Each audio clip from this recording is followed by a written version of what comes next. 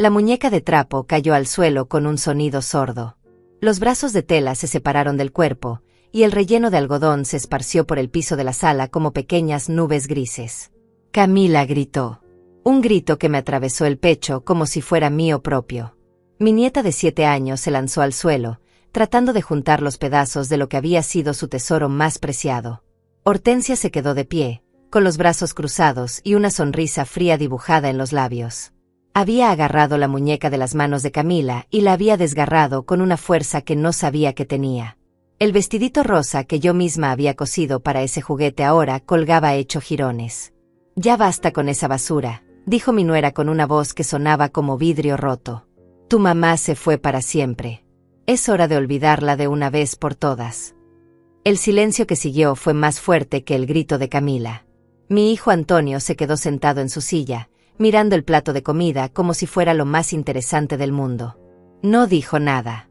Ni una sola palabra para defender a su propia hija. Ni un gesto para detener a su esposa. Nada. Yo también me quedé callada. Pero por dentro, algo se rompió. Algo que había estado aguantando durante meses, tal vez años. Esa muñeca no era cualquier juguete. Era lo último que Elena, mi nuera anterior, la madre de Camila, había comprado antes de morir en ese accidente horrible hace 2 años. La había dejado envuelta en papel de regalo, con una carta que decía, «Para mi princesa, cuando cumpla 7 años». Camila había esperado tanto por ese regalo. Lo había cuidado como si fuera un bebé real. Le cantaba canciones de cuna, la peinaba con un cepillito pequeño, le inventaba historias. Era su conexión con una madre que apenas recordaba, pero que amaba con toda su alma infantil. Hortensia llegó a nuestras vidas hace 6 meses. Se casó con Antonio en una ceremonia rápida, sin consultar a nadie de la familia. Desde el primer día, mostró su disgusto por todo lo que tuviera que ver con Elena. Las fotos desaparecieron de las paredes. Los recuerdos se fueron guardando en cajas. Y ahora esto. Recoge todo ese relleno, le ordenó a Camila, que seguía llorando en el piso. No quiero ver ni un pedacito de algodón en mi casa. Mi casa, pensé. Esta había sido la casa de Elena. La casa donde ella y Antonio habían sido felices. Donde habían soñado con ver crecer a su hija.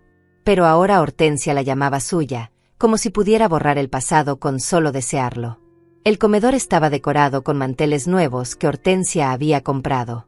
Todo amarillo brillante y naranja fuerte. Colores que gritaban su presencia en cada rincón. Elena había preferido los tonos suaves, los blancos y los cremas que hacían sentir paz. Pero esa tranquilidad había sido reemplazada por algo más agresivo, más dominante. Me levanté de la mesa sin hacer ruido. Camila me miró con los ojos llenos de lágrimas, y en ese momento tomé una decisión. No iba a discutir. No iba a gritar. No iba a hacer una escena. Pero tampoco iba a quedarme de brazos cruzados. «Ven acá, mi amor», le dije a Camila, extendiendo mi mano hacia ella. «Vamos a casa de la abuela». «No», intervino Hortensia. «Ella se queda aquí. Es mi hijastra y tiene que aprender a vivir en el presente, no en el pasado». La miré directamente a los ojos por primera vez desde que había entrado a esta casa. Vi algo ahí que me dio frío en el alma. No era solo maldad. Era satisfacción. Había disfrutado destruyendo esa muñeca. Había disfrutado haciendo llorar a una niña inocente. Sus ojos brillaban con una crueldad que jamás había visto en una mujer. «Camila viene conmigo», dije con una calma que me sorprendió a mí misma. Antonio finalmente levantó la cabeza del plato. «Mamá, no hagas esto más difícil de lo que ya es». ¿Más difícil? ¿Para quién? ¿Para él, que no tenía el valor de defender a su propia hija? ¿O para Hortensia, que acababa de destrozar el único recuerdo tangible que Camila tenía de su madre? «No estoy haciendo nada difícil», respondí, mientras ayudaba a Camila a levantarse del suelo. «Solo me estoy llevando a mi nieta a un lugar donde la respeten». Recogí los pedazos de la muñeca con cuidado, como si fueran restos de algo sagrado. El algodón, los trozos de tela, los botoncitos que hacían de ojos. Todo. Lo metí en mi bolsa mientras Hortensia me miraba con desprecio. Sus manos estaban en las caderas, como una mujer que acababa de ganar una batalla. «Eres una entrometida», me dijo. Esta niña necesita disciplina, no que la consientan. No le respondí. Tomé la mano de Camila y caminamos hacia la puerta. Mi nieta se aferró a mi brazo como si yo fuera su salvavidas en un mar de tormenta. Sus pequeños dedos se clavaban en mi piel, buscando seguridad en medio del caos que acababa de vivir. La casa olía diferente desde que Hortensia había llegado. Ya no era el aroma suave del perfume de Elena o el olor a galletas que siempre horneaba los domingos. Ahora olía a un ambientador artificial, demasiado dulce, que trataba de cubrir algo desagradable pero no lo lograba del todo. Antes de salir, me volví una última vez hacia Antonio. Mi hijo. El hombre que había criado con tanto amor, que había educado para ser fuerte y protector. El hombre que ahora permitía que una extraña maltratara a su propia hija. Tenía la mirada perdida, como si estuviera en otro lugar, como si lo que acababa de pasar no fuera con él. Tu papá no dijo nada, me susurró Camila mientras caminábamos hacia el auto. ¿Por qué no dijo nada, abuela? No tenía una respuesta que pudiera entender una niña de 7 años. Tampoco tenía una respuesta que me consolara a mí. Solo sabía que algo había terminado para siempre en esa mesa, entre los restos de algodón y el silencio cobarde de mi hijo. El auto estaba caliente por el sol de la tarde. Ayudé a Camila a ponerse el cinturón de seguridad y vi que todavía tenía lágrimas frescas en las mejillas. Sus ojitos estaban hinchados y rojos, pero ya no lloraba. Había una tristeza adulta en su mirada que me partió el corazón. Durante el camino a mi casa, Camila no habló. Se quedó mirando por la ventana, abrazando mi bolsa donde estaban los restos de su muñeca. De vez en cuando suspiraba, como si fuera una viejita cansada de la vida en lugar de una niña que debería estar preocupada solo por sus juegos y sus dibujos animados. Esa noche, mientras Camila dormía en mi casa, me quedé despierta mirando los pedazos rotos de la muñeca. Y ahí, en la oscuridad de mi cocina, comencé a planear lo que vendría después. Porque Hortensia tenía razón en una cosa, era hora de cambiar. Pero no como ella pensaba. 3 días después recibí la llamada que esperaba. Era Antonio, con esa voz culposa que usaba cuando sabía que había hecho algo mal pero no tenía el valor de admitirlo. Mamá, Hortensia quiere que vengas a cenar el domingo. Dice que necesitamos hablar como familia. Como familia. Esas 2 palabras sonaron extrañas viniendo de él. Desde cuando Hortensia decidía quién era familia y quién no. Desde cuando una mujer que había llegado hace 6 meses tenía más voz que yo, que había criado a Antonio durante 38 años. Está bien, le dije. No porque tuviera ganas de ver a Hortensia, sino porque sabía que esta cena iba a ser importante. Iba a ser el momento en que ella pusiera sus cartas sobre la mesa. Y yo también pondría las mías. El domingo llegué puntual, como siempre. La casa se veía diferente otra vez. Hortensia había cambiado las cortinas. Ahora eran de un color rojo intenso que hacía que todo se viera más oscuro, más cerrado. Elena había puesto cortinas blancas que dejaban entrar toda la luz del jardín. Pero ya no quedaba nada de Elena en esa casa. Camila corrió a abrazarme en cuanto me vio. Había perdido peso. Su carita se veía más delgada, y tenía unas ojeras que no eran normales en una niña de 7 años. ¿Has dormido bien, mi amor?, le pregunté, acariciando su cabello. No mucho, me susurró al oído. Hortensia dice que los niños que lloran por juguetes rotos son bebés. Dice que si lloro de noche, me va a mandar a dormir al sótano. Sentí que la sangre se me subía a la cabeza. El sótano de esa casa era frío y húmedo. Antonio y yo lo habíamos usado solo para guardar cosas viejas. La idea de que una niña durmiera ahí me llenó de una rabia que tuve que controlar para no explotar en ese momento. La mesa estaba puesta con platos nuevos. Todo combinaba con los colores que Hortensia había elegido para redecorar. Rojo, naranja, dorado. Colores que gritaban: mírenme, aquí estoy. Nada quedaba del estilo elegante y sencillo que Elena había creado en esta casa. Siéntate aquí, Silvia, me dijo Hortensia, señalando la silla más alejada de Camila. Había calculado hasta dónde me iba a sentar. Quería que la niña y yo estuviéramos lo más separadas posible. Antonio apareció de la cocina con una sonrisa forzada. Traía una botella de vino que reconocí inmediatamente. Era del tipo caro, de los que costaban más de $150. El mismo vino que él había comprado para celebrar cuando Elena le dijo que estaba embarazada de Camila. ¿En qué momento mi hijo se volvió tan cobarde?, pensé mientras lo veía servir el vino con manos temblorosas. Elena solía decir que Antonio era el hombre más valiente que conocía, que la defendería de cualquier cosa. Pero Elena ya no estaba aquí para ver en qué se había convertido. Bueno, dijo Hortensia, levantando su copa, brindemos por los nuevos comienzos. Nuevos comienzos. Otra frase que sonaba bonita, pero que escondía algo más cruel. Un nuevo comienzo significaba que el anterior había terminado. Y el anterior incluía a Elena, incluía los recuerdos, incluía todo lo que hacía que Camila se sintiera conectada con su madre muerta. ¿Por qué no me cuentas qué nuevos comienzos tienes en mente?, le pregunté, tomando un sorbo de vino que me supo amargo. Hortensia sonrió.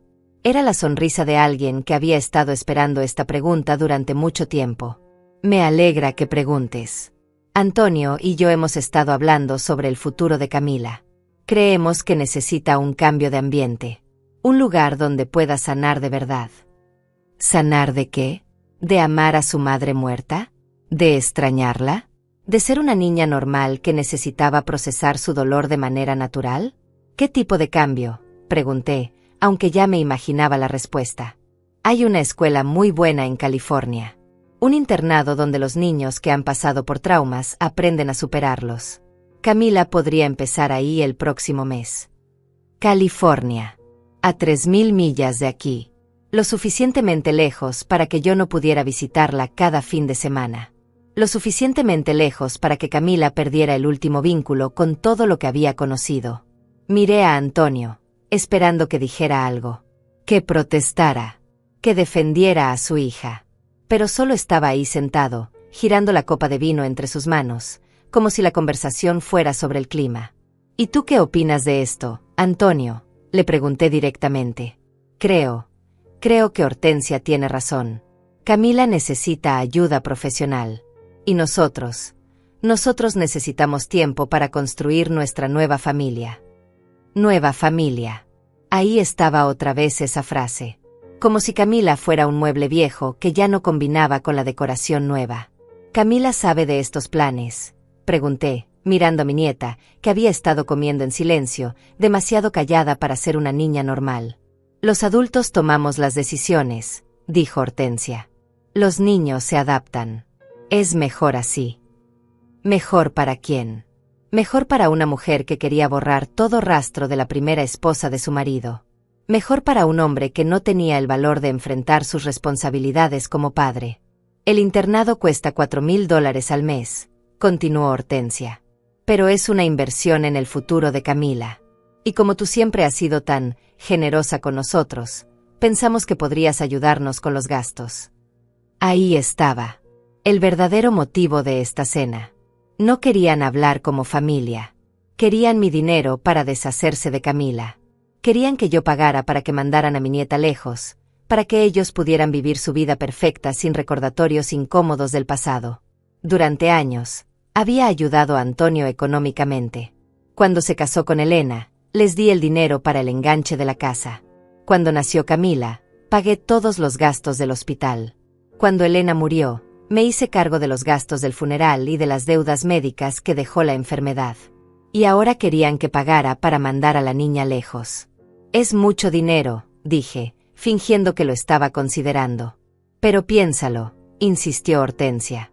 Camila va a estar mejor. Va a recibir ayuda profesional. Y nosotros vamos a poder sanar como pareja. Todo el mundo gana. Todo el mundo gana, excepto una niña de 7 años que iba a ser arrancada de todo lo que conocía para satisfacer los caprichos de una madrastra cruel. Miré alrededor de la mesa. Vi a Antonio evitando mi mirada. Vi a Hortensia con esa sonrisa victoriosa. Vi a Camila, pequeña y vulnerable, sin saber que estaban planeando mandarla lejos. Y en ese momento supe exactamente qué iba a hacer. Necesito pensarlo, dije, terminando mi copa de vino. Es una decisión muy importante.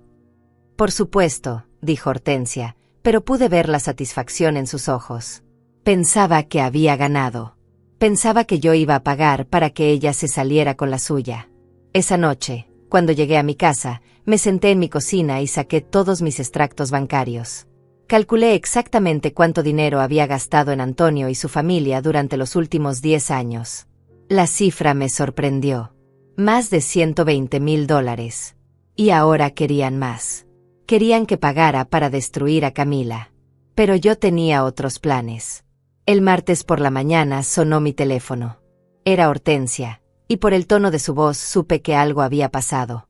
Silvia, necesitas venir ahora mismo. Hubo un problema con Camila en el colegio. No me dio más detalles. Solo me dijo que fuera a la casa de inmediato. El camino se me hizo eterno. 1000 pensamientos pasaron por mi cabeza. ¿Se había lastimado? ¿Había tenido una crisis? ¿Qué clase de problema podía tener una niña de 7 años que requiriera que yo fuera corriendo? Cuando llegué, encontré a Camila sentada en el sofá de la sala, con la ropa sucia y los ojos hinchados de tanto llorar. Tenía tierra en las rodillas y rasguños en los brazos. Parecía como si hubiera estado peleando, pero Camila nunca había sido una niña violenta. ¿Qué pasó, mi amor?, le pregunté, sentándome a su lado. Antes de que pudiera responder, Hortensia apareció desde la cocina con una expresión de disgusto total. Tu nieta se comportó como una salvaje en el colegio. Se peleó con otros niños, gritó a las maestras y terminó corriendo al patio como una loca. Tuvieron que llamarme para que la fuera a buscar. Miré a Camila. Había algo en su mirada que no encajaba con la descripción que me estaba dando Hortensia. No era rebeldía lo que veía ahí. Era desesperación. Cuéntame tú qué pasó, le dije suavemente a mi nieta. Camila me miró, luego miró a Hortensia, y luego volvió a mirarme. Tenía miedo de hablar. Eso me rompió el corazón. Puedes decirme la verdad, le aseguré. No te va a pasar nada. Los niños de mi clase encontraron una foto de mi mamá en mi mochila, susurró Camila. Dijeron que ella estaba muerta y que por eso nadie me quería. Dijeron que mi papá se había casado con Hortensia porque yo era muy fea y muy triste. Sentí que se me helaba la sangre. Niños de 7 años no inventan crueldades tan específicas. Alguien les había dado esas ideas. Alguien había estado hablando sobre Camila en una forma que llegó a oídos de otros padres, y esos padres no habían tenido el cuidado de evitar que sus hijos escucharan. ¿Y qué hiciste tú?, le pregunté. Les dije que mi mamá era la más bonita del mundo y que sí me quería. Les dije que tenía una foto porque la extrañaba mucho. Pero ellos siguieron diciéndome cosas feas. ¿Qué clase de cosas? Camila miró otra vez a Hortensia, que tenía los brazos cruzados y una expresión de impaciencia. Dijeron que mi nueva mamá había tirado mi muñeca a la basura porque era fea como yo. Dijeron que era cierto, que la habían visto en el basurero de mi casa. Me quedé helada. ¿Cómo podían saber esos niños sobre la muñeca? La única forma era que alguien les hubiera contado. Y la única persona que sabía exactamente qué había pasado con esa muñeca era. Miré a Hortensia. Su cara no mostraba ni una pizca de culpa o sorpresa. De hecho, parecía molesta de que Camila estuviera contando la historia. ¿Tú les contaste esto a otras personas?, le pregunté directamente. No sé de qué hablas, respondió, pero su voz sonaba defensiva. Lo que pasó en esta casa se queda en esta casa. Pero la gente habla, Silvia. Y francamente, creo que es bueno que Camila se enfrente a la realidad. ¿La realidad? ¿La realidad era que una niña tenía que soportar que otros niños se burlaran de su dolor? ¿La realidad era que los adultos podían usar a los niños para lastimar a otros niños? ¿Qué hiciste después, Camila?, continué. Me enojé mucho. Les grité que eran mentirosos. Uno de los niños dijo que iba a preguntarle a su mamá si podía ver la muñeca en el basurero, para tomarle una foto. Entonces lo empujé. Un empujón. Eso había sido todo. Una niña de 7 años que había empujado a otro niño porque estaba defendiendo la memoria de su madre muerta y la dignidad de su juguete más querido. La maestra me regañó a mí, continuó Camila. Me dijo que no podía tocar a otros niños. Pero a los otros niños no les dijo nada por las cosas feas que me dijeron. Y después corriste al patio, agregué. Sí. Quería esconderme. Quería que mi mamá viniera por mí. Pero ella no puede venir porque está muerta. Esa última frase me desgarró. La forma en que lo dijo, tan simple y tan triste, como si fuera algo que tenía que recordarse a sí misma todos los días. Hortensia suspiró dramáticamente. ¿Ves lo que te digo? Esta niña necesita ayuda profesional. Está obsesionada con una mujer que ya no existe. No puede seguir viviendo en el pasado. ¿Obsesionada? Repetí. Camila no está obsesionada. Está de duelo. Y es normal que una niña de su edad quiera mantener recuerdos de su madre. Bueno, pues esa normalidad está causando problemas. Hoy fue un empujón. ¿Qué será mañana? ¿Una pelea más grande? ¿Lastimar a alguien seriamente? Era increíble. Hortensia había creado la situación que causó el problema, y ahora estaba usando ese mismo problema como justificación para mandar a Camila lejos. ¿Dónde está Antonio?, pregunté. En el trabajo. Alguien tiene que ganar dinero en esta familia. En el trabajo. Por supuesto. Siempre estaba en el trabajo cuando su hija lo necesitaba. Siempre tenía algo más importante que hacer. Me volví hacia Camila. ¿Tienes hambre, mi amor? Ella asintió. Vamos a la cocina. Te voy a hacer un sándwich. Ella ya almorzó en el colegio, intervino Hortensia. Un sándwich no le va a hacer daño, respondí, y tomé la mano de Camila. En la cocina, mientras preparaba el sándwich, Camila se sentó en una silla y me observó. Tenía esa mirada de adulto otra vez, como si hubiera envejecido años en una sola mañana. Abuela, me dijo en voz baja, ¿es cierto que me van a mandar lejos? Me detuve. ¿Cómo lo sabía? ¿Había escuchado la conversación del domingo? ¿Quién te dijo eso? Nadie me lo dijo. Pero anoche escuché a Hortensia hablando por teléfono con alguien. Dijo que pronto iba a estar libre de mí. Libre de ella. Una niña de 7 años había escuchado que su madrastra quería estar libre de ella. ¿Sabes qué, Camila? Creo que es hora de que tú y yo tengamos una conversación muy seria. Me senté frente a ella y tomé sus manitas entre las mías. ¿Te acuerdas de lo que te dije sobre la muñeca? Que las cosas rotas se pueden reparar. Ella asintió. Bueno, a veces las familias también se rompen. Y a veces, cuando eso pasa, las personas que realmente se aman tienen que tomar decisiones difíciles para protegerse. ¿Qué tipo de decisiones? Decisiones sobre dónde vivir. Decisiones sobre con quién vivir. Decisiones sobre qué es lo más importante. Camila me miró fijamente. Tú me vas a proteger, abuela. Sí, mi amor. Te voy a proteger. Pero para eso, vas a tener que confiar en mí completamente. ¿Puedes hacer eso? Sí. Entonces escúchame bien. Esta noche vas a venir a dormir a mi casa. Y mañana vamos a empezar a arreglar algunas cosas que se han roto. Desde la sala, escuché la voz de Hortensia. ¿Ya terminaron ahí adentro? Tengo cosas que hacer. Sí, pensé. Ya terminamos. De muchas formas. Ya terminamos. Esa noche, en mi casa, extendí todos los pedazos de la muñeca sobre la mesa de la cocina. Camila se sentó a mi lado con los ojos muy abiertos, como si estuviera presenciando algo mágico. Había traído mi caja de costura, la misma que había usado durante 40 años para arreglar ropa, coser cortinas y hacer los vestiditos de todas sus muñecas cuando era pequeña. ¿De verdad la puedes arreglar, abuela?, me preguntó, tocando suavemente uno de los brazos rotos. Claro que sí, mi amor. Pero va a quedar diferente. Va a tener cicatrices. ¿Sabes qué son las cicatrices? Camila negó con la cabeza. Las cicatrices son marcas que quedan cuando algo se rompe y se vuelve a unir. Algunos piensan que las cicatrices son feas, pero yo creo que son hermosas. Porque las cicatrices demuestran que algo fue lo suficientemente fuerte para sanar. Comencé a coser el primer brazo. Mis dedos, aunque arrugados, todavía recordaban cómo hacer puntadas pequeñas y firmes. Camila observaba cada movimiento con una concentración que me recordó a Antonio cuando era niño, viendo cómo yo reparaba sus juguetes rotos. Tu mamá también tenía cicatrices, le dije mientras trabajaba. ¿Sabías eso? Sí.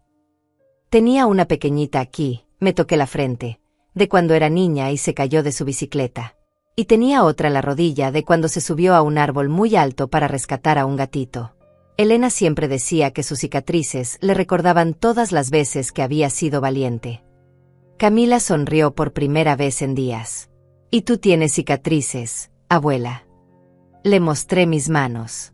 Tenían pequeñas marcas de años de cocinar, coser, trabajar en el jardín. Muchas. Esta es de cuando tu papá era bebé y me corté preparando su primera comida casera. Esta otra es de cuando planté el rosal que está en mi jardín. Y esta, le mostré una más grande en el pulgar, es de cuando arreglé la ventana rota de su cuarto cuando tenía 5 años. Papá rompió una ventana. Oh sí. Estaba jugando pelota en la casa cuando le había dicho que no lo hiciera. Pero ¿sabes qué? Cuando arreglé esa ventana, quedó más fuerte que antes. Seguí cosiendo en silencio durante un rato. Camila se había acurrucado contra mi brazo, observando cómo la muñeca comenzaba a tomar forma otra vez. El algodón que habíamos recogido del piso lo lavé cuidadosamente y ahora lo estaba rellenando poco a poco en el cuerpo de tela. Abuela, dijo Camila de repente, ¿por qué Hortensia es tan mala conmigo? Era una pregunta que había estado esperando, pero que no sabía cómo responder de una manera que una niña pudiera entender. A veces, mi amor, cuando los adultos tienen miedo, hacen cosas malas. Hortensia tiene miedo de que tu papá te ame más a ti que a ella. Tiene miedo de que nunca pueda ser tan importante como tu mamá era. Entonces trata de borrar todo lo que le recuerde que hubo alguien antes que ella. ¿Pero por qué no puede amar a mi mamá también? Mi mamá ya no está aquí. La simplicidad de los niños siempre me sorprendía. Camila había encontrado la solución que los adultos no podían ver. ¿Por qué no se puede amar la memoria de alguien y amar a alguien nuevo al mismo tiempo? ¿Por qué tiene que ser una competencia? Porque algunas personas no saben amar de esa manera, mi niña. Algunas personas piensan que el amor es como el dinero, que si das un poquito a alguien, te queda menos para otra persona. Pero el amor no funciona así. El amor crece cuando lo compartes. Terminé de coser el último brazo y comencé a trabajar en la cabeza. El cabello de lana café se había desarmado, pero todavía tenía suficientes hebras para hacerle peinados nuevos. ¿Sabes qué vamos a hacer mañana?, le dije. ¿Qué? Vamos a ir a comprar tela nueva para hacerle un vestido completamente nuevo a tu muñeca. Y también le vamos a comprar zapatos nuevos. Va a estar más hermosa que antes. Los ojos de Camila se iluminaron. De verdad. De verdad. Y después vamos a ir al banco. ¿Al banco? ¿Para qué? Para hacer algunas cosas importantes de adultos. Cosas que van a cambiar muchas cosas. No le expliqué más porque no quería preocuparla con detalles que aún no podía entender. Pero mientras cosía esa muñeca, también estaba cosiendo un plan en mi mente. Un plan que había estado formándose desde el domingo en la cena, que había tomado forma después de lo que pasó en el colegio, y que ahora estaba listo para ejecutarse. Durante los últimos 10 años, había estado enviando dinero a Antonio todos los meses. $500 para los gastos de la casa. 300 para el auto. 200 para emergencias.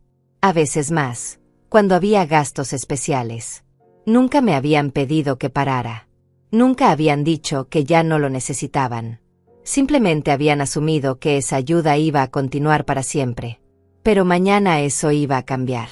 Abuela, dijo Camila, ya con sueño, ¿tú crees que mi mamá puede verme desde el cielo? ¿Tú qué crees? Yo creo que sí. Y creo que está contenta de que estés arreglando su muñeca. No es la muñeca de tu mamá, mi amor. Es tu muñeca. Tu mamá te la dio a ti. Y ahora es tuya para siempre. Cuando terminé de coser, ya era muy tarde. Camila se había quedado dormida en la silla, con la cabeza apoyada en mis piernas. La cargué cuidadosamente y la llevé a la habitación de huéspedes, la misma donde Antonio solía dormir cuando era niño.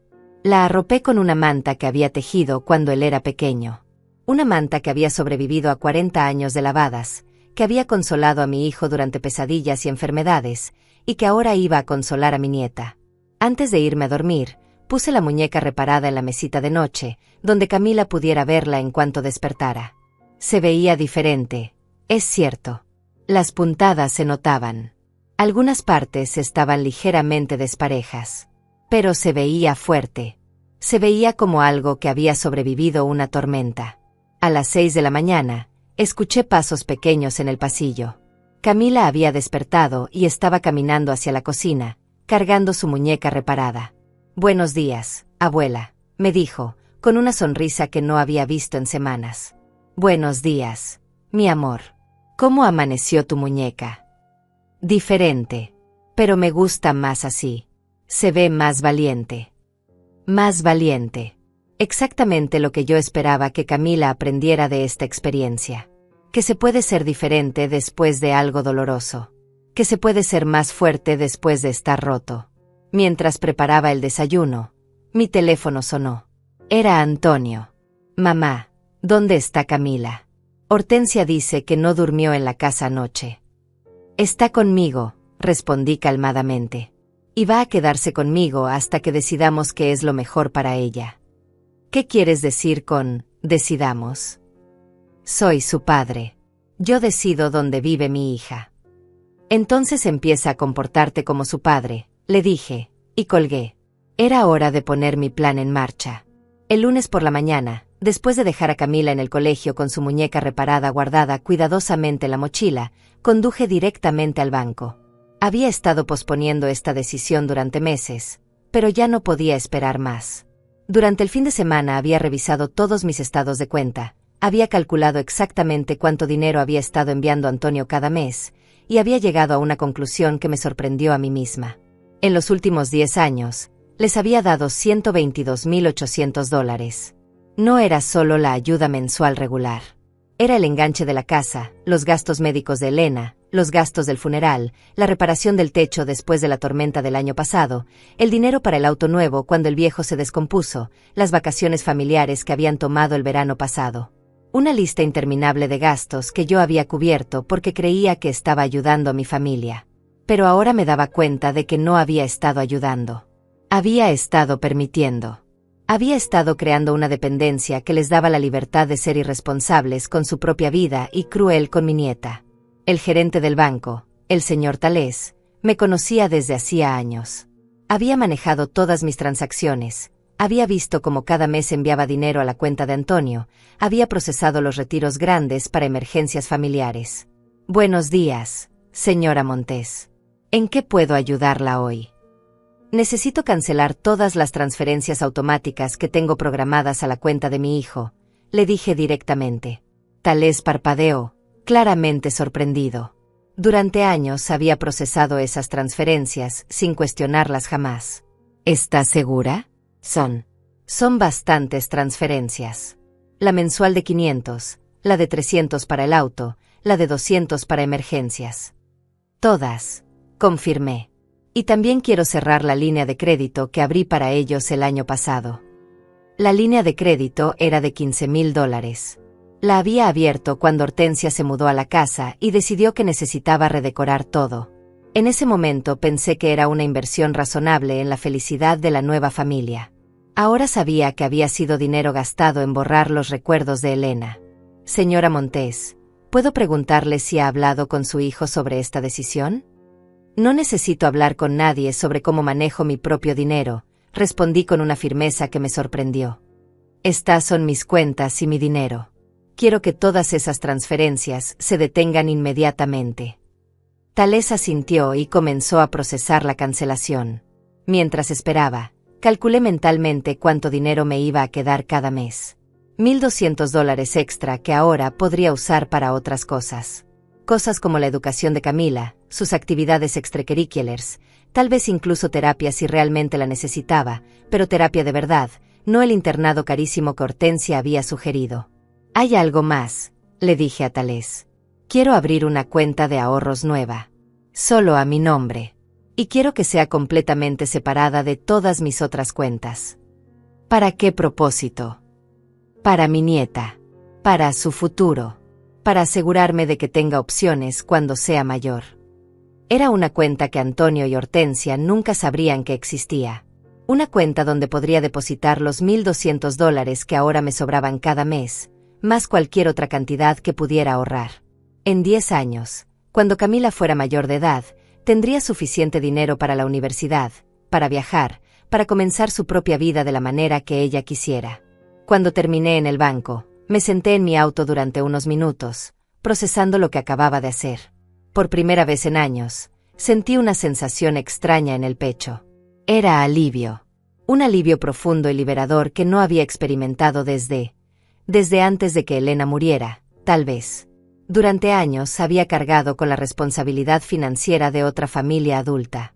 Había justificado cada gasto diciéndome que era por Camila, que era por mantener a la familia unida, que era lo que una buena madre y abuela debía hacer.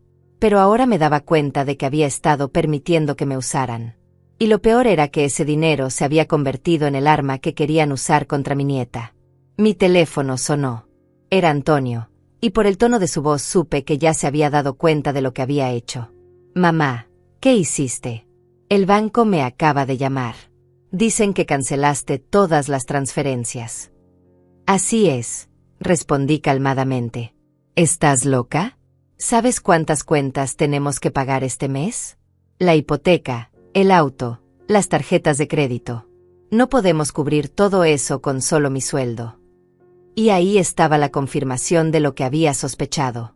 Antonio había construido su vida financiera completamente dependiente de mi ayuda. No había ahorrado nada. No había planificado para ser independiente. Había asumido que mi dinero iba a estar disponible para siempre. Entonces va a ser un buen momento para que aprendas a manejar tus propias finanzas, le dije. Tienes 38 años, Antonio. Es hora de que te hagas responsable de tu propia vida. No puedes hacer esto. Somos tu familia. ¿Mi familia? Mi familia no manda a mi nieta lejos para poder vivir cómodamente con mi dinero. Mi familia no destruye los recuerdos de una niña huérfana. Mi familia no me usa como una máquina de hacer dinero. Hubo un silencio largo del otro lado de la línea. Hortensia dice que eres una manipuladora. Dice que estás tratando de controlar nuestras vidas con el dinero. La ironía era perfecta. Durante años, ellos habían controlado mi vida con su necesidad constante de dinero. Cada emergencia, cada gasto imprevisto, cada capricho de Hortensia había requerido que yo reorganizara mis propias finanzas para acomodarlos. Y ahora que decidía detener esa dinámica, yo era la manipuladora. Si Hortensia piensa que soy manipuladora, entonces no va a tener ningún problema viviendo sin mi manipulación, respondí. Incluido el dinero que viene con ella. Mamá, por favor. Podemos hablar de esto. Podemos llegar a un acuerdo. Un acuerdo. Como si mi amor por mi nieta fuera algo negociable. Como si la crueldad hacia Camila fuera algo que pudiera pasarse por alto a cambio de mantener el flujo de dinero. Ya llegamos a un acuerdo, le dije. Ustedes toman sus decisiones, y yo tomo las mías. Ustedes decidieron que Camila era un problema que se podía resolver mandándola lejos. Yo decidí que mi dinero no va a financiar esa solución. ¿Y qué vamos a hacer con la casa? ¿Con los pagos del auto? Con todo. Van a hacer lo que hace cualquier familia normal. Van a ajustar sus gastos a sus ingresos. Van a priorizar. Van a tomar decisiones difíciles. Van a crecer.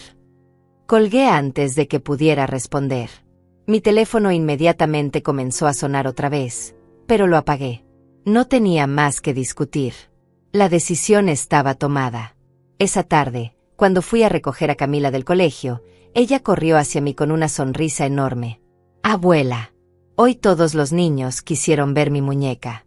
Dijeron que era la más especial que habían visto porque tenía cicatrices de valentía. Cicatrices de valentía. Me gustaba esa frase. ¿Y qué les dijiste tú? Les dije que mi abuela me enseñó que las cosas rotas se pueden arreglar y quedar más fuertes que antes. Y que mi muñeca era la prueba. Esa noche, mientras Camila hacía su tarea en la mesa de la cocina, mi teléfono volvió a sonar. Esta vez era Hortensia. Silvia, necesitamos hablar. Lo que hiciste hoy es inaceptable. Tienes responsabilidades familiares. Mis únicas responsabilidades familiares son con las personas que me tratan con respeto y que tratan a Camila con amor, respondí.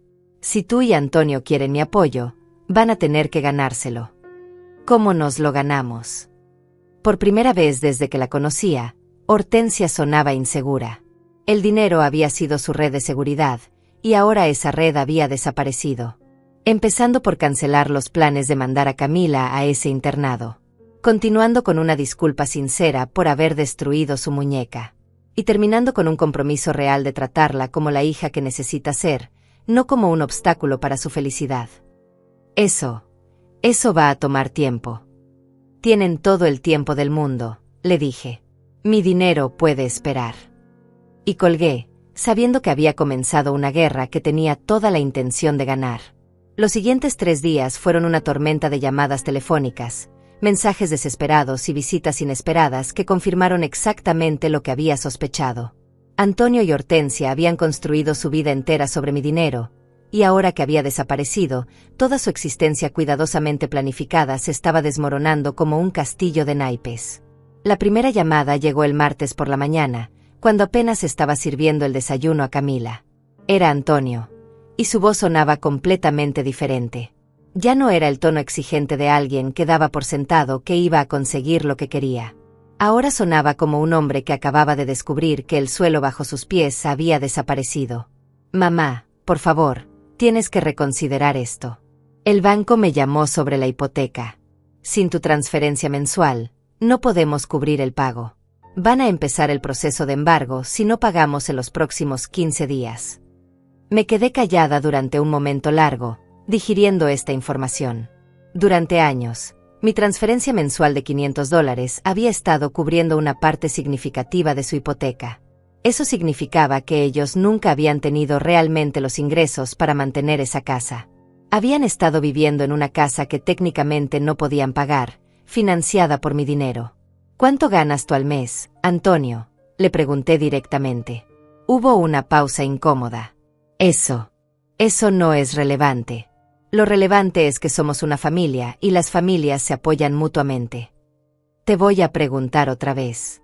¿Cuánto ganas al mes? 3.200, admitió finalmente. ¿Y cuánto pagan de hipoteca? 1.800. Rápidamente calculé en mi cabeza. Con mi ayuda de $500, ellos pagaban efectivamente 1.300 de hipoteca, lo que era razonable para sus ingresos. Pero sin mi ayuda, estaban tratando de pagar más de la mitad de su sueldo solo en vivienda. Era una situación financiera completamente insostenible. ¿Y el pago del auto? 450 al mes. Mi ayuda de $300 significaba que ellos solo pagaban 150. Otra vez, viviendo por encima de sus medios con mi dinero como colchón. Las tarjetas de crédito. Entre todas, como 600 al mes. Ahí estaba el cuadro completo. Antonio ganaba $3.200 al mes, pero tenía gastos fijos de casi 3.000. Sin contar comida, servicios, gastos de Camila, gasolina, ropa, emergencias. Era matemáticamente imposible que pudieran vivir sin mi ayuda, pero lo habían estado haciendo durante años, gastando mi dinero como si fuera suyo propio. Antonio, ¿alguna vez te pusiste a pensar qué iba a pasar si yo me enfermaba? ¿O si algo me pasaba? ¿O si simplemente decidía que ya no podía seguir manteniéndolos? Nosotros, nunca pensamos que tú. Nunca pensaron que tú nos abandonarías así. Abandonarlos. Como si dejar de financiar el estilo de vida que no podían pagar fuera una traición familiar. Como si mi dinero fuera un derecho hereditario en lugar de un regalo que yo había estado dando voluntariamente durante años. La segunda llamada llegó esa misma tarde, cuando estaba ayudando a Camila con su tarea de matemáticas. Esta vez era Hortensia, y sonaba furiosa. Silvia, esto es ridículo. Antonio está desesperado. Yo estoy desesperada. ¿Sabes qué está pasando aquí? Tenemos facturas que pagar. Tenemos responsabilidades. No podemos vivir de aire. ¿Y cómo vivían antes de que Antonio me conociera?, le pregunté con genuina curiosidad. Eso es diferente. Éramos solteros. No teníamos una casa. No teníamos los gastos que tenemos ahora. Exactamente. Habían inflado su estilo de vida basándose en mi dinero, y ahora estaban descubriendo que no podían mantenerlo sin mí. Era una lección dura pero necesaria. Hortensia, cuando tú y Antonio se casaron, ¿alguna vez discutieron sobre dinero? ¿Sobre cómo iban a manejar sus finanzas juntos? Bueno, sí, pero Antonio me aseguró que su familia tenía recursos. Me dijo que nunca me faltaría nada. Ahí estaba. Antonio había casado a Hortensia con la promesa implícita de que mi dinero iba a seguir llegando para siempre. La había engañado tanto como me había estado engañando a mí. ¿Y qué planean hacer ahora?, le pregunté. Esperábamos que tú entraras en razón. Esperábamos que te dieras cuenta de que estás destruyendo a tu propia familia por un capricho. Un capricho. Proteger a mi nieta de la crueldad era un capricho. Negarse a financiar el plan de mandarla lejos era un capricho. El miércoles por la noche, mientras Camila y yo estábamos viendo una película en la sala, escuchamos un auto llegando a la entrada de mi casa. Por la ventana vi que era Antonio, y que no venía solo. Hortensia estaba con él, y ambos tenían expresiones que no me gustaron nada. Tocaron la puerta con una urgencia que me puso inmediatamente en alerta. «Mamá, necesitamos hablar contigo. Ahora».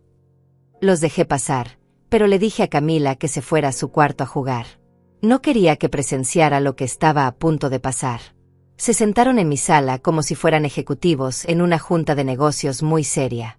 Hortensia tenía una carpeta en las manos, y Antonio tenía esa mirada desesperada de alguien que está a punto de hacer algo que no quiere hacer pero que siente que no tiene más remedio. «Mamá, trajimos todos nuestros estados de cuenta. Todos nuestros gastos. Queremos mostrarte exactamente qué tanto nos vas a afectar con esta decisión». Abrieron la carpeta y comenzaron a mostrarme papeles. Facturas de la hipoteca con avisos de retraso. Estados de cuenta de tarjetas de crédito que mostraban balances que me sorprendieron. Más de $30,000 en deudas que yo no sabía que existían.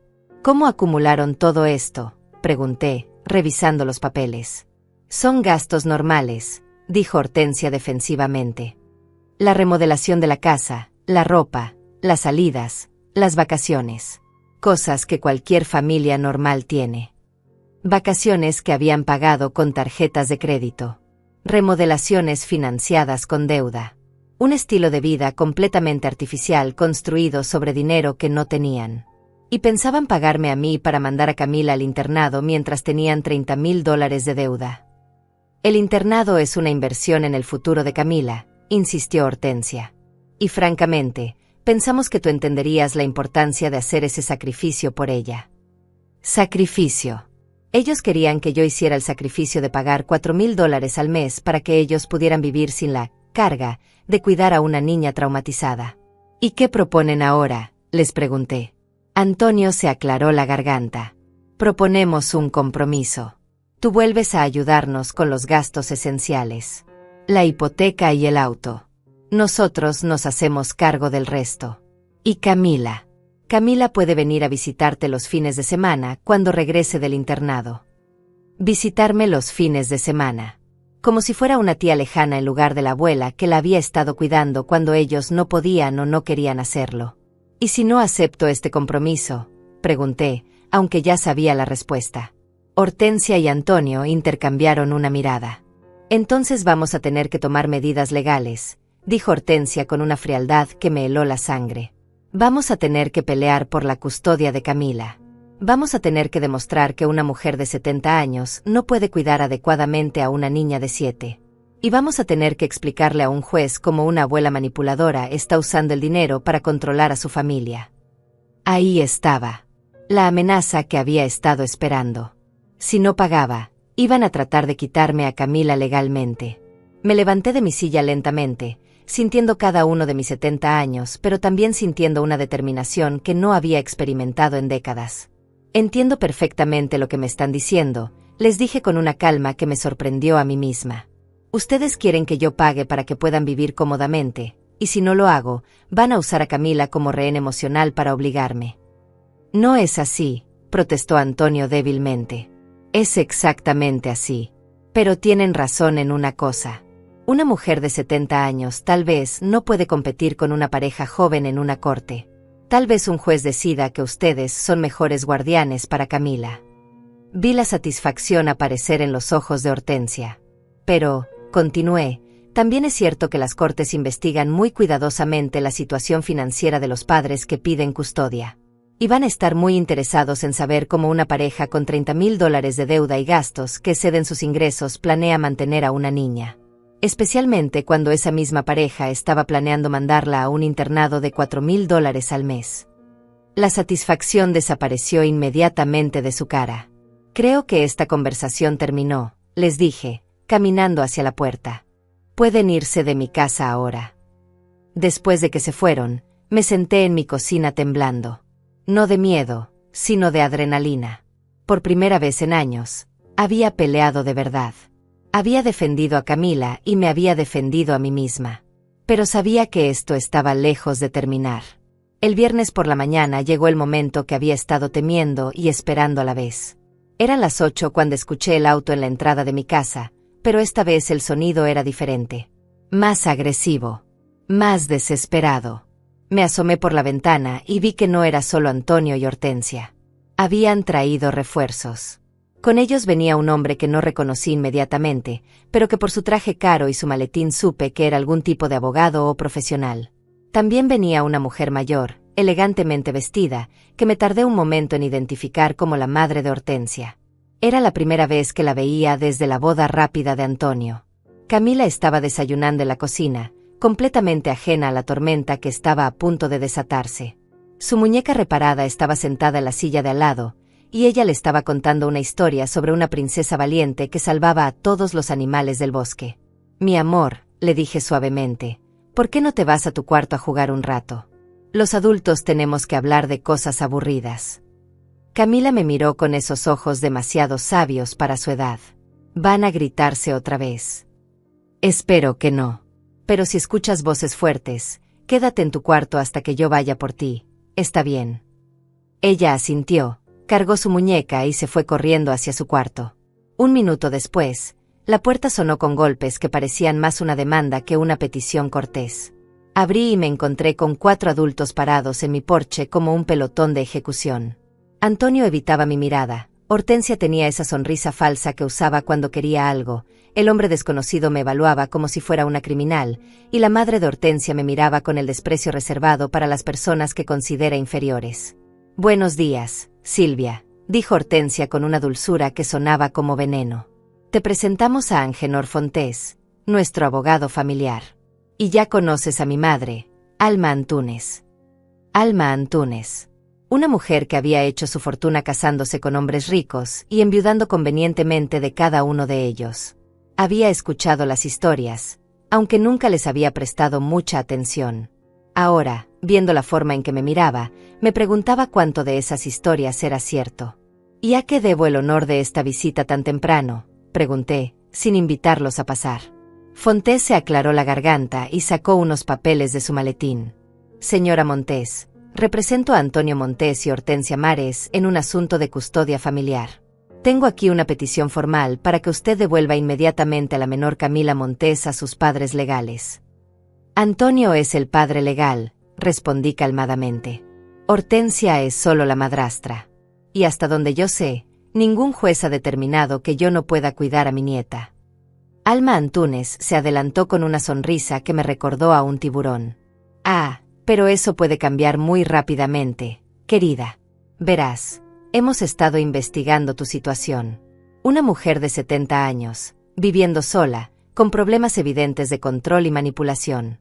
Hemos documentado cómo has usado el dinero como arma para controlar a tu familia. Hemos hablado con vecinos que han expresado preocupaciones sobre tu estabilidad mental. ¿Vecinos preocupados? ¿Cuáles vecinos? Yo tenía una relación cordial pero distante con la mayoría de las personas de mi cuadra. La mayoría ni siquiera sabía que tenía una nieta viviendo conmigo. ¿Y qué vecinos son esos?, pregunté. Fontés consultó sus papeles. Preferimos no revelar los nombres en este momento para proteger su privacidad. Pero tenemos testimonios de al menos 3 personas que han observado comportamientos preocupantes. Era mentira. Tenía que ser mentira. Pero me di cuenta de que eso no importaba. En un proceso legal, las mentiras bien documentadas podían ser tan poderosas como las verdades mal defendidas. Además, continuó Alma, está el tema de tu edad y tu capacidad para manejar las necesidades de una niña traumatizada. Camila necesita estabilidad, estructura, terapia profesional. No los caprichos de una abuela que la está usando para llenar el vacío en su propia vida. Esa frase me dolió más de lo que esperaba. No porque fuera cierta, sino porque atacaba exactamente el punto donde me sentía más vulnerable. Sí, amaba tener a Camila conmigo. Sí, su presencia había llenado una soledad que no había admitido ni a mí misma. Pero eso no significaba que la estuviera usando. Significaba que nos estábamos sanando mutuamente. Antonio finalmente habló, y su voz sonaba como la de un hombre que estaba recitando líneas escritas por otra persona. Mamá, nadie quiere llegar a los tribunales. Nadie quiere una batalla legal larga y cara que va a lastimar a todos, especialmente a Camila. Solo queremos que seas razonable. ¿Y qué consideran ustedes que sería razonable?, pregunté, aunque ya sabía la respuesta. Hortensia se adelantó con una carpeta nueva, diferente a la de gastos que habían traído el día anterior. Esta se veía más oficial, más amenazante. Hemos preparado un acuerdo que beneficia a todos, dijo, abriendo la carpeta. Tú regresas el apoyo financiero que siempre nos has dado. 500 mensuales para la hipoteca, 300 para el auto, 200 para emergencias. Agregamos 300 más para cubrir los gastos adicionales de Camila mientras se adapta a vivir con nosotros otra vez. $1,300 al mes. $100 más de lo que había estado pagando antes. A cambio, continuó, nosotros retiramos cualquier plan del internado. Camila se queda aquí, en la ciudad, con nosotros. Tú puedes visitarla 2 veces por semana, los martes y los sábados, de 2 a 6 de la tarde. Todos contentos. Visitarla 4 horas 2 veces por semana. Como si fuera una paciente en un hospital en lugar de mi nieta. Como si mi relación con ella fuera algo que se pudiera programar y controlar. ¿Y si no acepto este acuerdo tan generoso?, pregunté. Fontés sonrió de una manera que me hizo sentir náuseas. Entonces mañana por la mañana presentamos una demanda de custodia de emergencia. Argumentamos que una mujer de 70 años que ha demostrado comportamiento manipulativo y vengativo no puede proveer un ambiente estable para una menor traumatizada.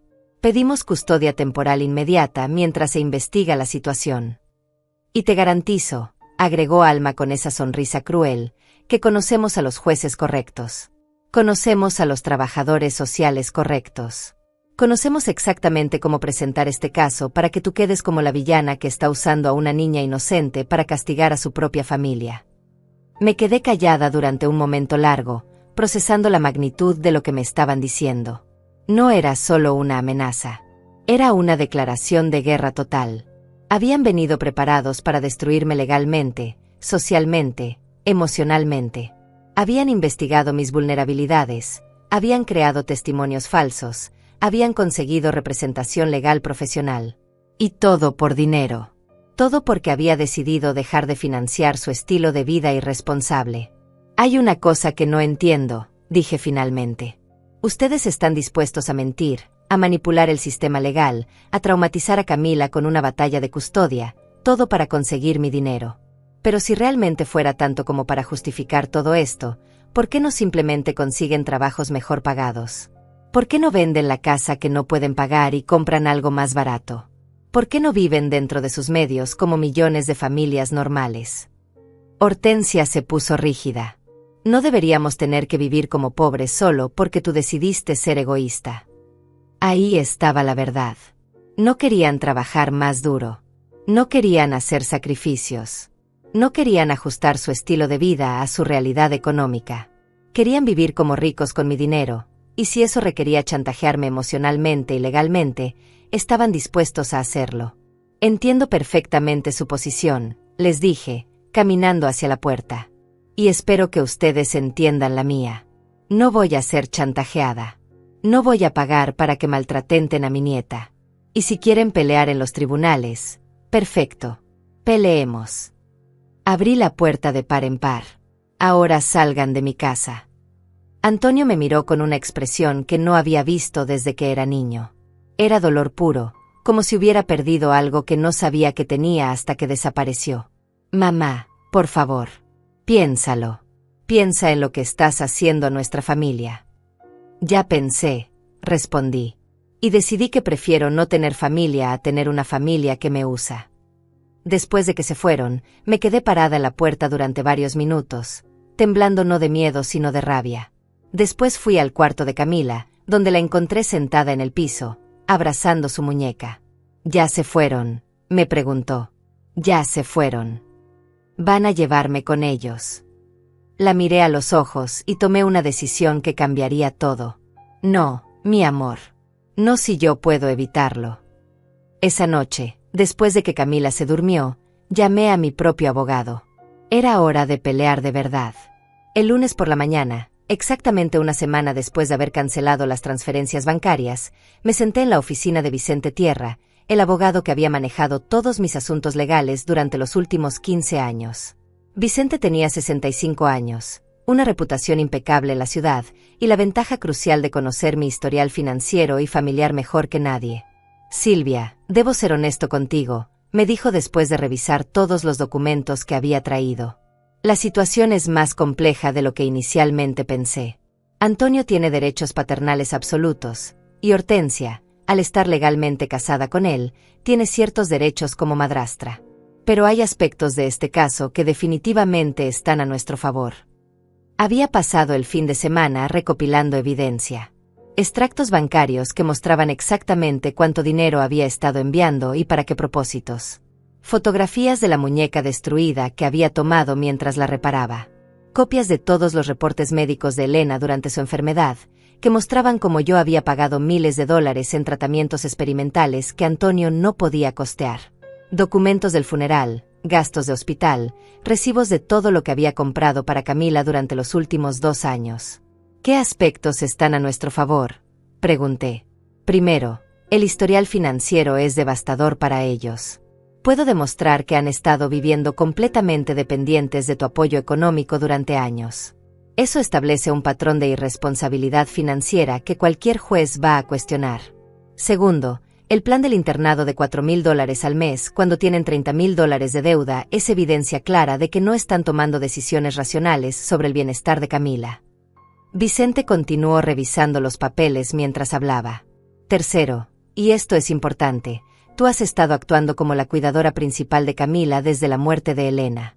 Tienes recibos médicos, registros escolares, evidencia de que has sido tú quien ha manejado sus citas médicas, sus actividades extracurriculars, incluso sus conferencias de padres de familia. Eso establece lo que llamamos custodia de facto, punto. Eso es suficiente para ganar. No necesariamente para obtener custodia completa, pero sí para obtener derechos de visita sustanciales y para detener cualquier plan de mandarla fuera del estado. Y Silvia, hay algo más importante que necesitas entender. Vicente se quitó los lentes y me miró directamente. Ellos cometieron un error táctico enorme al traer a Alma Antunes a esta pelea. Yo conozco la reputación de esa mujer. Ha estado involucrada en al menos 3 disputas legales relacionadas con herencias y custodias en los últimos 10 años. 2 de esos casos terminaron con acusaciones de manipulación de testigos y soborno de funcionarios. Nunca se pudo probar nada, pero los expedientes están ahí. ¿Qué significa eso para nosotros? Significa que podemos argumentar que Camila está siendo expuesta a influencias potencialmente corruptas. Significa que podemos cuestionar cada testimonio que presenten, especialmente esos vecinos preocupados que supuestamente han documentado tu comportamiento. Y significa que tenemos munición para contraatacar si deciden ponerse agresivos. Esa misma tarde, mientras Camila estaba en clases de arte en el centro comunitario, mi teléfono sonó. Era Antonio, pero esta vez su voz sonaba diferente. Menos seguro. Más desesperado. Mamá, necesitamos hablar. Hortensia no está aquí. Solo tú y yo. Como solíamos hacer. ¿Y de qué quieres hablar? De todo. De lo que está pasando. De lo que hicimos mal. De cómo podemos arreglar esto. Había algo en su tono que me hizo dudar. Era el Antonio que recordaba de antes de que Hortensia llegara. El hijo que había criado para ser honesto y directo. «Puedes venir esta noche después de que Camila se duerma», le dije finalmente. Llegó a las 9, solo, como había prometido. Se veía terrible. Tenía ojeras profundas, y su ropa estaba arrugada de una manera que me recordó a los peores días después de la muerte de Elena. Se sentó en mi sala, en el mismo sofá donde Elena solía acurrucarse a leer mientras Camila jugaba en el piso. Durante varios minutos, ninguno de los dos habló. «No sé cómo llegamos a esto», dijo finalmente. «No sé cómo llegamos al punto donde mi propia madre y yo nos estamos amenazando con abogados. Realmente no lo sabes, Antonio. Me miró con ojos que parecían más viejos de lo que deberían ser a los 38 años. Creo que me dejé llevar por la idea de tener una vida diferente. Después de que Elena murió, todo se volvió tan difícil. Camila lloraba todas las noches. Yo no sabía cómo ser padre soltero. No sabía cómo manejar mi propio dolor y el de ella al mismo tiempo. Y entonces apareció Hortensia. Sí, y al principio, pareció como la solución a todo. Era fuerte, decidida, tenía ideas claras sobre cómo manejar las cosas. Me hizo sentir que podía tener una familia normal otra vez. ¿Y qué cambió? Antonio se pasó las manos por el cabello, un gesto que había hecho desde niño cuando estaba nervioso. Nada cambió, ese es el problema. Yo seguí esperando que se volviera más fácil, que Camila y Hortensia encontraran la forma de llevarse bien, que todo se acomodara naturalmente. Pero nunca pasó. Y en lugar de enfrentar el problema, yo simplemente me alejé. Dejé que Hortensia tomara todas las decisiones sobre Camila porque era más fácil que pelear. Incluyendo la decisión de destruir la muñeca. No sabía que iba a hacer eso, dijo rápidamente. Llegué a casa y ya había pasado. Hortensia me dijo que Camila había tenido una rabieta, que había tirado la muñeca, que se había roto accidentalmente. ¿Y le creíste? Quería creerle. Era más fácil creer que había sido un accidente que admitir que mi esposa había destruido deliberadamente el último regalo de la madre de mi hija. Ahí estaba la verdad que habíamos estado evitando. Antonio había elegido la versión fácil de la realidad en lugar de la verdadera. Había elegido la comodidad de la negación en lugar de la responsabilidad de proteger a su hija. ¿Y el plan del internado? También era más fácil creer que eso era lo mejor para Camila. Mamá, tengo que ser honesto contigo. El dinero se nos acabó. Las tarjetas de crédito están al máximo. El banco nos está presionando por la hipoteca. Yo gano bien, pero no lo suficiente para mantener el estilo de vida que habíamos construido con tu ayuda. Y pensaron que la solución era mandar a Camila lejos y pedirme que pagara por eso. Hortensia dijo que si Camila no estaba aquí, podríamos trabajar en nuestro matrimonio. Podríamos empezar de nuevo. Y que tú entenderías porque siempre has querido lo mejor para la familia. Lo mejor para la familia. Como si sacrificar el bienestar emocional de una niña huérfana fuera un acto de amor familiar. Antonio, quiero que me respondas una pregunta con completa honestidad. Si no hubiera dinero involucrado, si no hubiera presiones financieras, si pudieras tomar esta decisión basándote únicamente en lo que es mejor para Camila, ¿dónde crees que debería vivir? Se quedó callado durante mucho tiempo. Pude ver la batalla interna reflejada en su cara. La batalla entre la culpa, la responsabilidad, el miedo y el amor. Contigo, susurró finalmente. Creo que debería vivir contigo. ¿Por qué? Porque tú la amas sin condiciones. Porque la conoces mejor que nadie. Porque has estado ahí para ella desde que Elena murió, de maneras que yo no he estado. Porque cuando está contigo, vuelve a ser la niña feliz que era antes. Sentí que algo se aflojaba en mi pecho. Una tensión que había estado cargando durante semanas. ¿Y qué vas a hacer con esa convicción? No lo sé. Hortensia dice que si no peleo por la custodia, si no consigo que regreses el apoyo financiero, va a dejarme. Dice que no se casó conmigo para ser pobre. ¿Y tú qué quieres? Quiero que mi hija sea feliz. Quiero que mi madre no me odie. Quiero poder dormir de noche sin sentir que he traicionado a todo el mundo que amo. Era la conversación más honesta que habíamos tenido en años. Mi hijo estaba admitiendo finalmente que había perdido el rumbo, que había permitido que el miedo y la conveniencia dictaran decisiones que deberían haber estado basadas en el amor y la responsabilidad. Antonio, hay algo que necesitas entender. Yo no te odio. Nunca te he odiado. Pero no puedo seguir financiando decisiones que lastiman a Camila. Y no puedo pretender que está bien que uses mi dinero para evitar las consecuencias de tus propias elecciones. Lo sé, dijo, y por primera vez en mucho tiempo, sonaba como mi hijo otra vez. Lo sé, y no sé cómo arreglarlo. ¿Quieres que te ayude a encontrar una manera?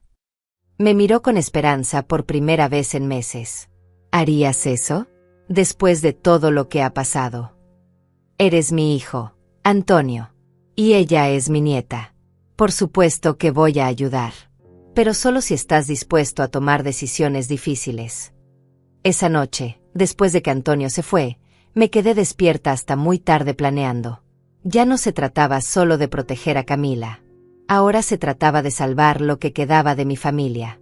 6 meses después, estoy sentada en mi jardín viendo a Camila jugar con su muñeca reparada bajo el rosal que planté hace 15 años. Las cicatrices de la muñeca ya casi no se notan, pero si sabes dónde buscar, ahí están. Pequeñas líneas que cuentan la historia de algo que se rompió y se volvió a unir, más fuerte que antes. Antonio viene a visitarnos todos los domingos. Llega solo, sin Hortensia, porque hace 4 meses tomó la decisión más difícil de su vida adulta. El día que Hortensia le dio el ultimátum final, el día que le dijo que eligiera entre conseguir mi dinero o perder su matrimonio, él eligió algo que ninguno de nosotros esperaba. Eligió a su hija. La casa que no podían pagar la vendieron 3 semanas después de nuestra conversación nocturna. Antonio se mudó a un apartamento de 2 recámaras cerca de mi casa, lo suficientemente cerca para que Camila pueda caminar hasta aquí después del colegio, lo suficientemente lejos para que ambos tengamos nuestro espacio. Es un lugar más pequeño, más modesto, pero es un lugar que puede pagar con su propio sueldo sin depender del dinero de nadie más. Hortensia se fue tal como había amenazado. No hubo gritos, no hubo escenas dramáticas. Simplemente empacó sus cosas costosas, canceló las tarjetas de crédito que habían acumulado en nombre de Antonio, y desapareció de nuestras vidas tan rápidamente como había aparecido. La última vez que supimos de ella, se había mudado a Miami con un hombre 20 años mayor que tenía una empresa de bienes raíces. Al parecer, había encontrado otra fuente de financiamiento para su estilo de vida.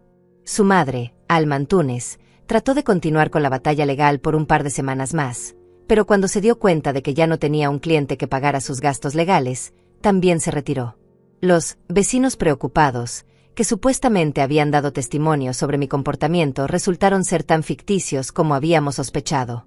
Al principio, pensé que me sentiría victoriosa. Pensé que habría una satisfacción profunda en haber ganado esta guerra. Pero la verdad es más complicada que eso. No hubo ganadores reales en esta historia. Antonio perdió un matrimonio y se enfrentó a la realidad de que había estado viviendo una mentira financiera durante años. Camila perdió la posibilidad de tener una figura materna estable, aunque ganó la tranquilidad de saber que nunca más tendría que defender los recuerdos de su madre muerta. Y yo perdí la imagen que tenía de mi hijo como un hombre fuerte e independiente, aunque gané algo más valioso, la oportunidad de conocer al hombre honesto en el que se está convirtiendo. La verdadera transformación comenzó cuando Antonio empezó a venir a terapia.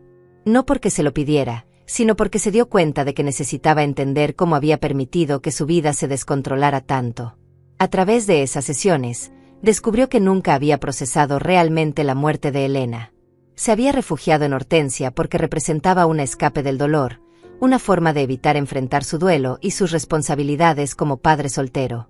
Camila también va a terapia, pero no en un internado a 3.000 millas de distancia por $4.000 al mes.